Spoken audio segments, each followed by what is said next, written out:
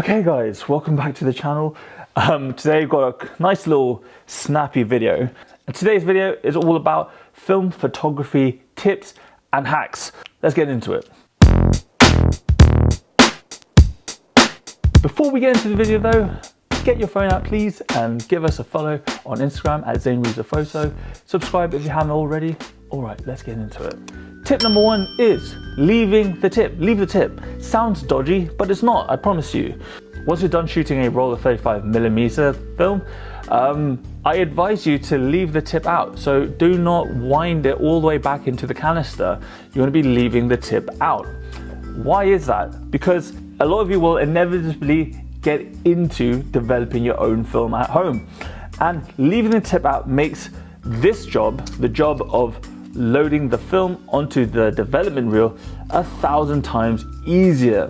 This is a very tedious, very fiddly part to do, and doing this bit in the light where you can see is so much easier to do.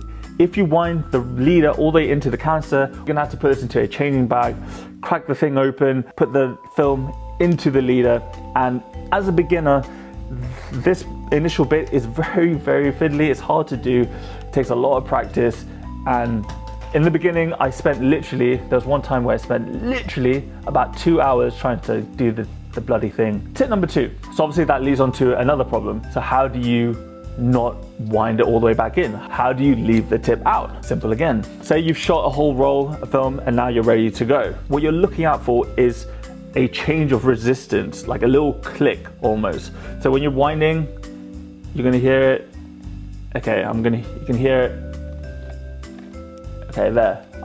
It was like a little push, a little bit of resistance. That is basically the leader coming off of the take-up spool here. And then once you hear that, you do a half turn, and then that should mean, and there you are. You've taken it out just beforehand, and you've taken it out before it's gone all the way into the canister. You might be thinking to yourself, oh no, I've exposed this bit. This bit of the film was already exposed when you loaded the film at the beginning of the roll, so don't worry about that. And then another little tip that I do, just to help me figure out which is shot film and which is fresh film, I like to bend and just fold the tip of the roll down. It's just a quick and easy way of letting me know that this roll of film has been exposed. Tip number two, second tip, dos. Okay, this stuff, what is this stuff? This is wetting agent. Kodak had their own, it's PhotoFlow. This is Ilford Toll. And basically what wetting agent does is it creates like an anti-static layer on your film. It makes your film dry more quickly, more evenly. It stops getting like water streaks on your film when it's drying. You know, if you live in an area like we do in the UK, where all the water is hard water, this stuff does an incredible job of, you know, of getting rid of that shit. If you scan your film at home, dust is just everywhere. You'll find that you'll suddenly learn that your house is the dustiest house on the planet. I've dropped film on the floor by accident, and no amount of sort of digital dust removal will get rid of all of it. And it's very simple. This stuff is quite cheap and it'll last you. I've had this for a good 2 years now, I think, almost 2 years, and it's not even halfway empty because you literally only need to use about a few drops. I use this when I develop black and white. Sometimes I'll even use it with my color film. In color development, the stabilizer has wetting agent in it already, but sometimes I accidentally drop my film, as I said, or sometimes I just find that my color film is really dusty for whatever reason. So I'll do a quick wash with a few drops of wetting agent, let it dry, and it makes my scanning process so much easier. It makes my life, I just save a ton of time in the editing process, not having to remove any dust or watermarks and streaks and all that. An alternative to wetting agent, you could also use just a few drops of dishwasher, like dish soap. So the same soap that you use to wash your dishes with, you can use a few drops of that. You know, wash it about in that, and then do the same thing, dry it off. Don't wash it off, squeegee it off. You want to leave it on there. Number 4. Oh yeah, this is my favorite tip. You know that feeling where you find like loose change in your pockets? You find like extra $5 or extra £5 in your pocket, and you're like, holy crap, I'm rich. Well, how would you like that feeling shooting film all the time? Everyone knows that a roll of 35mm shoots 36 at most exposures. So what the hell am I showing you guys? So these are my film negatives. This is the sleeves. Look how much film I've shot. So yeah, so each row is 6 frames, okay? So this is a strip of 6. So 6, 12, 18, oh my God, 24, 30, 36. And what's that? 38? So that's one roll. So this roll, I shot 38 frames. Next roll, I shot 37 frames. 38, 38. This one, 39. 38, 38, 38, 39 again. This one I shot 39. All right, you get the point. How do I consistently shoot more frames than the manufacturers intended me to? And the key to doing that is in the way you load it. So this is a test roll. This is another thing that I highly, highly advise you guys to have. Sacrifice one roll, label it test roll, and use that for basically testing out cameras. Okay, you know, when you buy like a new camera, you know, don't sacrifice a fresh roll to make sure that all the working parts are working. Get a test roll. So, okay, so this is how you do it, all right? So basically the aim of the game, the way you get extra frames is to use as little leader as possible, all right? So you hold the film canister down on one side and you pull it across, and you only want to use just as much film as is required to get the film into the take-up spool, like so. So there it is, it's in the take-up spool. And then take one exposure, there, okay. And now it's loaded. See?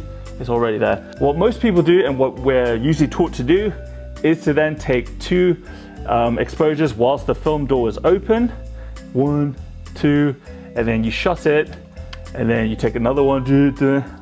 Basically, I don't do that. Once it's taken up, I shut the door, I take my first exposure, advance it, because that bit has already been exposed. That's useless. I want to go on to the next frame, and then I'm ready to start going. Does that make sense? Okay, should make sense. Tip number 5. Do any of you guys shoot with rangefinders? I do sometimes, and that is with my Fuji GS645S. Still haven't sold it. This is still up on eBay. I'll put a link down there if you guys want to buy it. But basically, if you've ever shot with a rangefinder, sometimes it's very difficult to see the rangefinder patch. To make life a lot easier, what you want to do, I don't know if you can see that there, but wait, can you see that? See that little thing there? That is a little bit of black tape. And what that does is that it adds a lot more contrast to the rangefinder patch. It makes it a bit brighter, a bit more contrasty, which makes focusing a lot easier. Number 7, okay. See this little memo window? I bet, for a long time I had no idea what the hell that was for. And basically what this is for putting your film packaging. There's a little tab there that's meant for this here. And that is just to remind you of what film is in there, but also most importantly, to remind you that there is film in there so you don't open the bloody thing by accident and ruin your entire roll. However, some cameras, that was my Canon A1, some cameras do not have that little memo window, such as my OM1, like so. Oh no, there isn't one. How am I going to know if I have film in there? There's a very super high-tech way of doing that. It is called tape or tape, and basically all you do is just tape the thing shut. Just tape it over, tape it shut. Therefore, there's no way you can accidentally open the film, open it up, because there's tape there, all right? And then you can just write on the tape say what film is there. Last one. I'm trying to keep the packaging that your film cameras came in. I can't stress that important enough. There will come a time where you might have to send your film camera off for whatever reasons. You might think to yourself that your film camera would be your forever camera.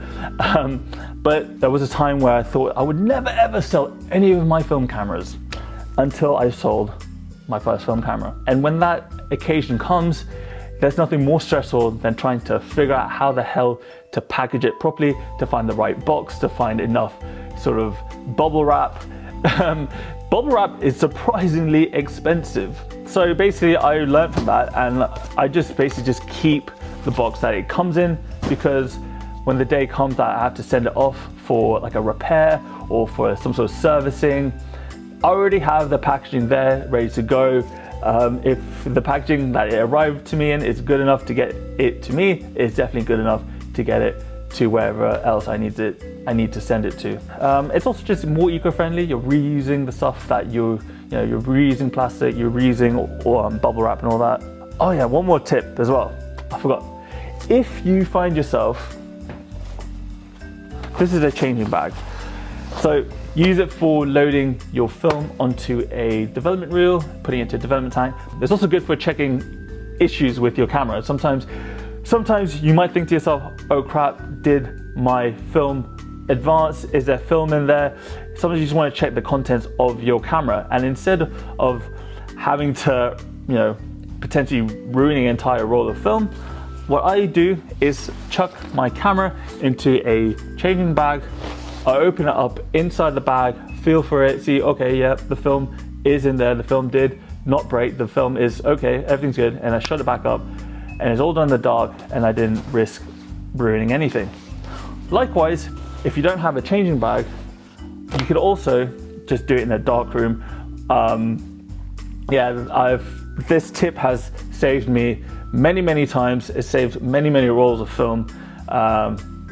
So sometimes I'll go into a dark room downstairs to a dark place, not in here, an actual dark place that has no windows, and I can seal it off, black it out, and I'll open up a camera, check it, see if the film is in there, all that kind of stuff.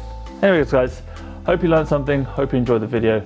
Like, comment, share this with someone who needs some film photography help or whatever.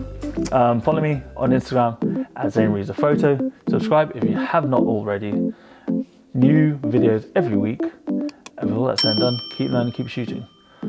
I'll see you all in the next one. Peace.